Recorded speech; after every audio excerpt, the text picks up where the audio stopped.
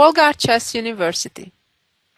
In this lesson, I'll tell you about the importance of time in chess, as well as intermediate moves that are kind of connected themes. The first position will be from a real game, in fact a game between the late world champion Petrosyan versus Pilnik from 1956. To show you how important time is in chess, White has just occupied the C file, and Black did the same. Now, if it was Black's turn again, Black could put his rook to C5 and closing up the entrance point for White. But unfortunately for Black, it was White's turn, and White got to do that same thing first. In such situations, these type of rook moves are very strong, because pretty much at no time it can be captured, because either pawn recaptures, White would be left with a very dangerous, far advanced, protected passed pawn. Therefore, Black is trying to avoid that trade. By the way, oftentimes, even when Black could capture that rook in a square like c6 in a similar situation, such as with a knight or a bishop, it's still a good deal for White because of the positional advantage that White would get. Not only in creating a protected passed pawn, but also in liberating the d5 square for the knight. Black proceeded with queen d8. The question in such situations, when one side has a nice positional advantage, is always how to transform this advantage, that's obvious, to actual material gain or checkmate. How to increase our advantage.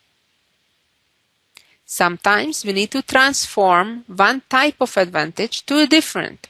For example, at times, let's say we have an advantage of pair of bishops, we may want to give up one of the bishops for a knight and create double pawns for our opponent. Or in another situation, we may have the advantage of controlling an open file. Instead, we may, like in this case, want to transfer that type of advantage to having a protected passed pawn. Right now, White's goal is to try to regain the control of the C file. And therefore, Petrosyan continued by playing rook ac1, doubling up the rooks. Now, Black is also trying to get his knight to c5, which would neutralize White's dominance on the C file. And now, a very important move, understanding that the Black knight wants to come to c5.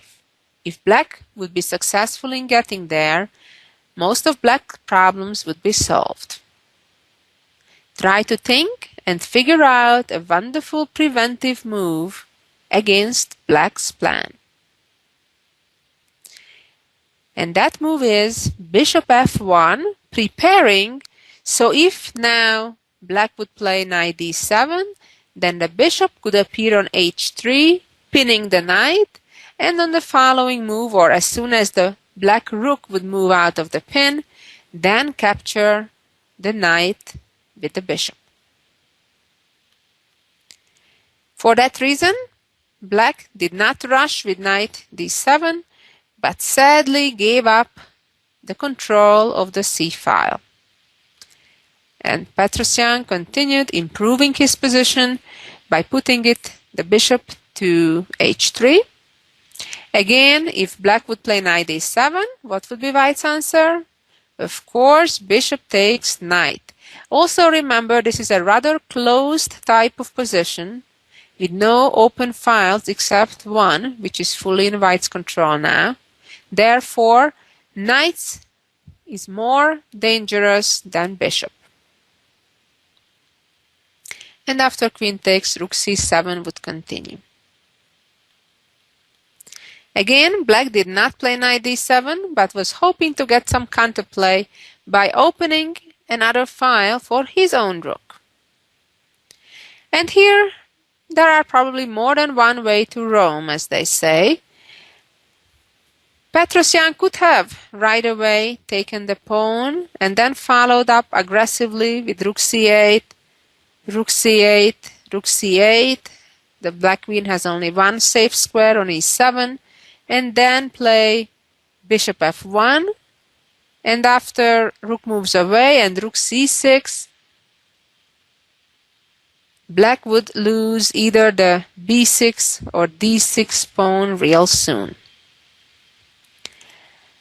That's not to say that the road chosen by Petrosyan, the more cautious way, which he's so famous for, that he doesn't like to give any counter chance to his opponent, that would be any worse.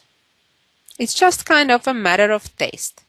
He played rook e1 to protect the e4 pawn, so after the knight would move away to c4 and the queen no longer defends the pawn, it would protect it.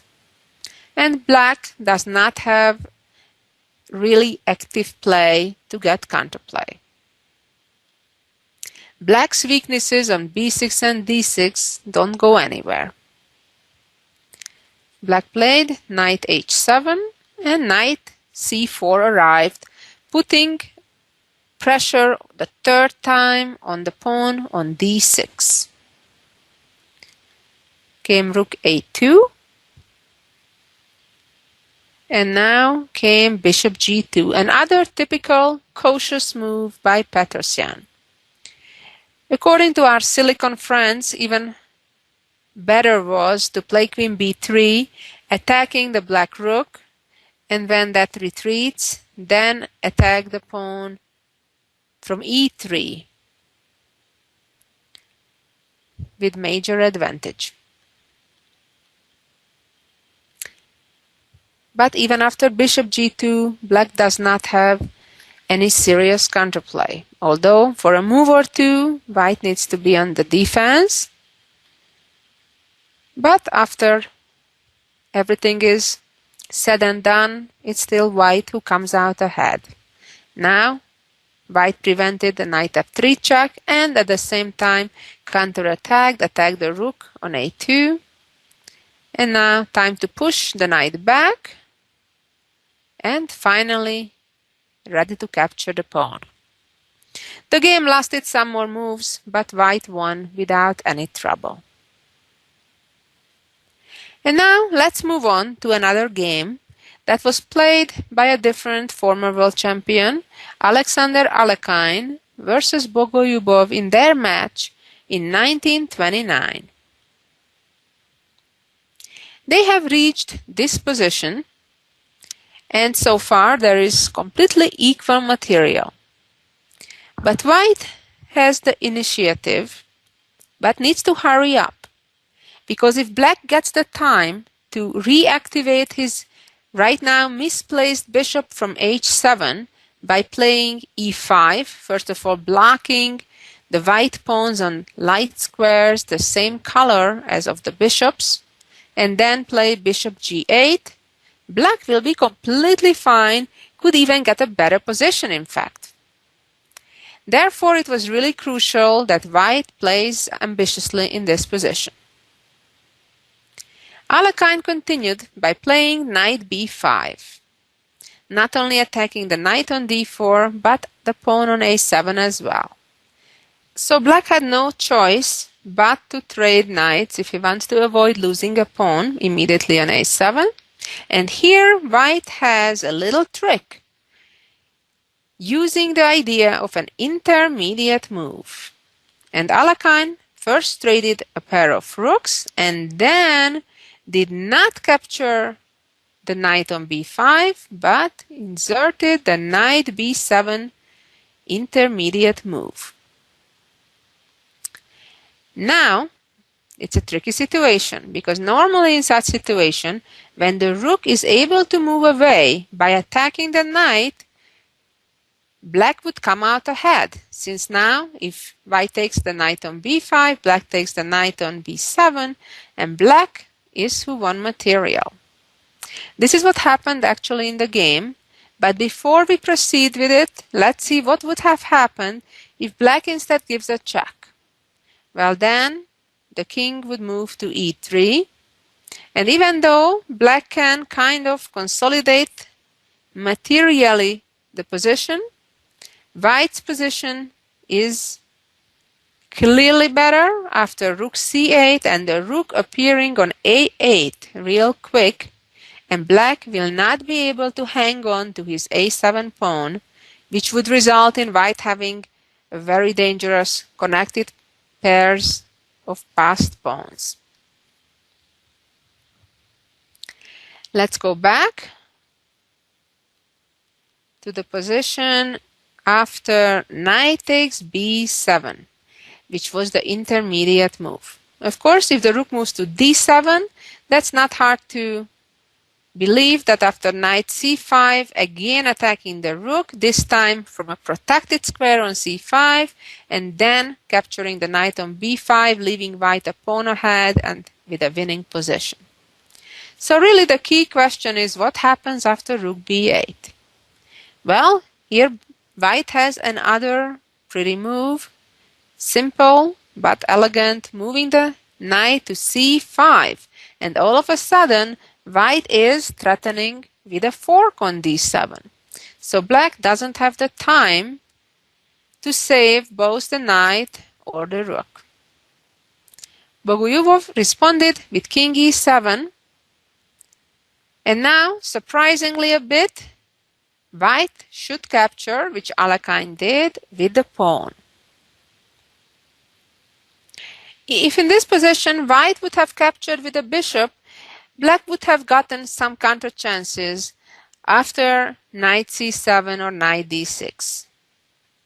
So Alekhine continued by capturing with the pawn, which is an exception to the rule because normally it's not a good idea to double up our pawns, but here the idea is to open the A file and to immediately access it with our rook, targeting black's isolated pawn on a7. Black played knight d6, hurrying up, so after rook a1 just on time, the knight can protect the pawn. And white has another energetic move, gaining time, attacking the pawn. If the pawn advances, then bishop e6 would attack the knight, and then after a trade bishop for knight, the pawn would be falling on a7.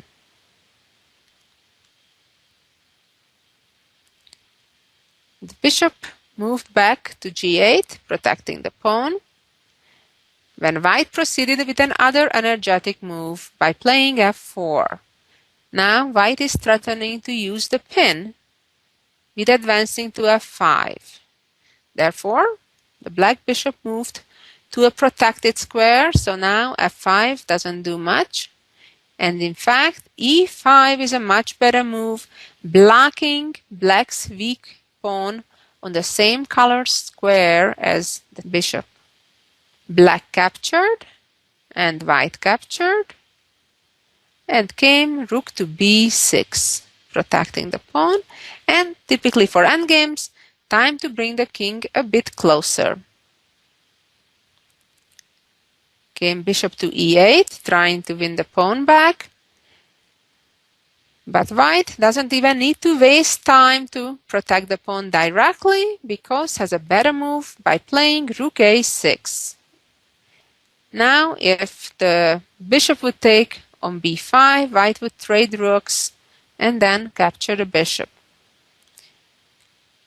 Game continued with bishop d7, king d4. Black does not have any active plan, just moving back and forth, while white slowly but surely is waiting for the best moment to strike. And here it comes, finally. White traded knight for bishop and activated the bishop using again a tactical element, the fact that rook cannot take pawn because of the fork on c6. The rook came back to b6, and came king c5. Rook b8 and h5. All the black pieces are purely on defense. Bishop c6, king e7, and now that the rook did its job on the a file, it's time to swing it over to the other side of the board.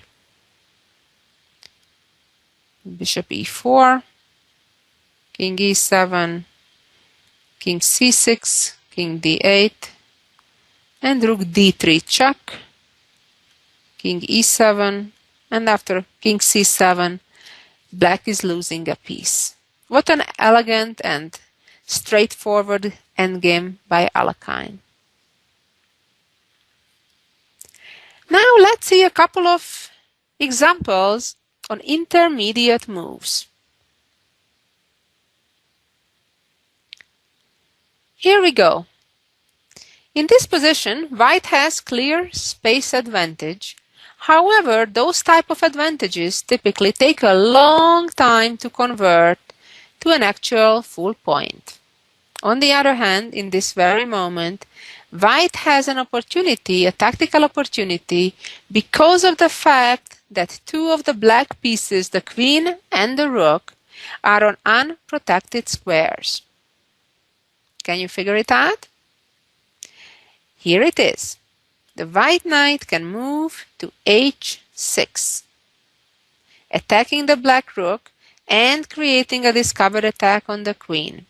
And the point is that after queen h3, of course, white does not recapture the queen and lose his knight on h6, but rather makes an intermediate move, intermediate check, and only then captures the queen, winning an exchange as a result of the transaction. Let's see another similar example. In this position, the solution is largely similar to the previous one. If you look at the position here, white has just played rook to d1, offering the trade of rooks. Because white is up a pawn, generally that's a great idea. However, in this case, and it's partly because the white queen on f3 is on an unprotected square, black has an unexpected way to win material. By moving the queen to f5.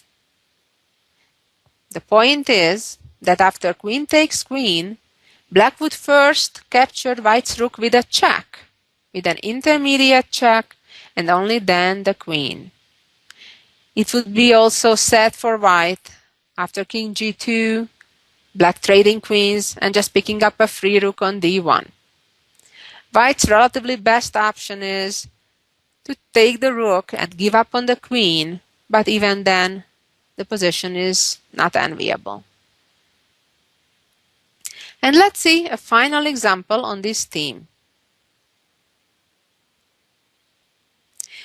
This position happened in a real game between Chehuer and Khan in 1933. As we can see, both queens are hanging, the black rook and bishop are hanging, everything is kind of all around hanging.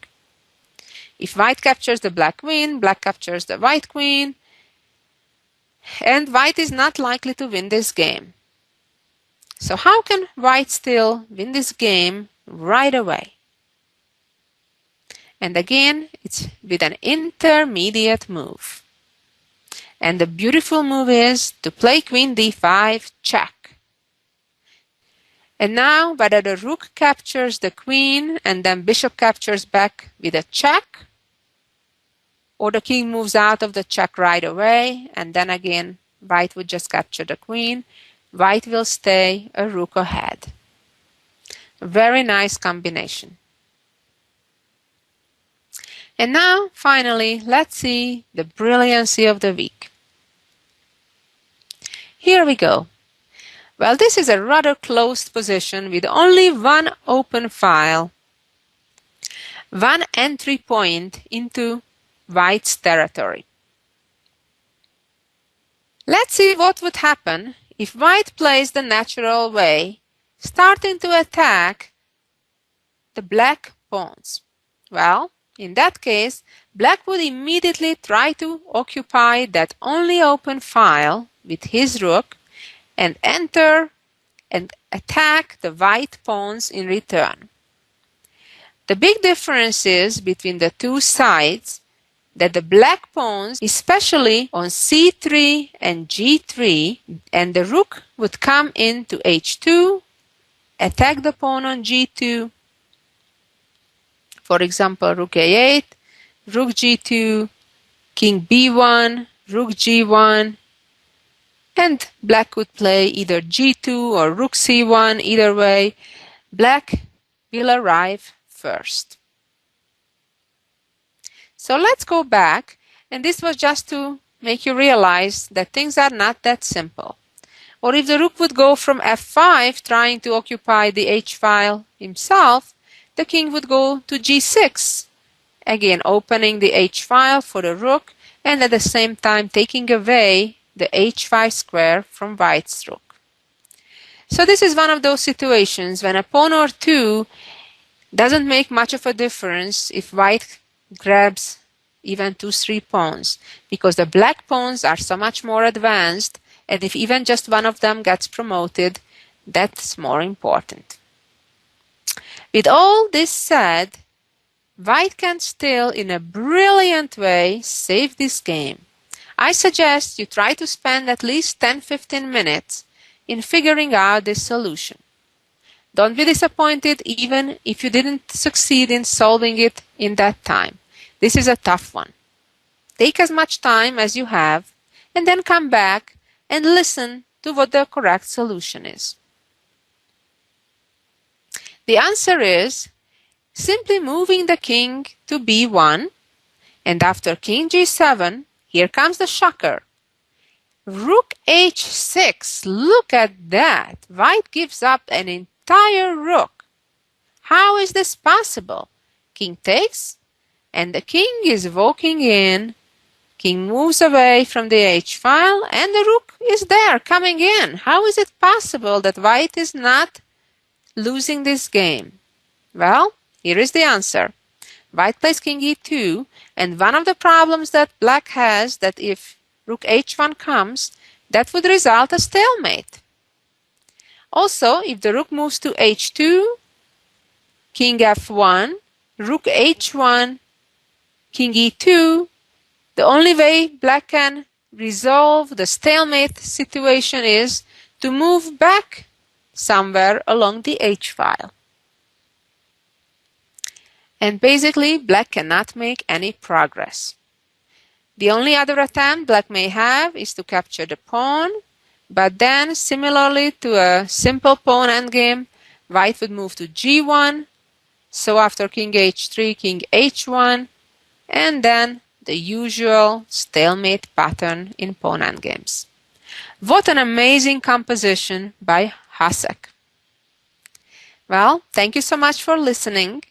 Hope you had fun and learned how important time can be in chess.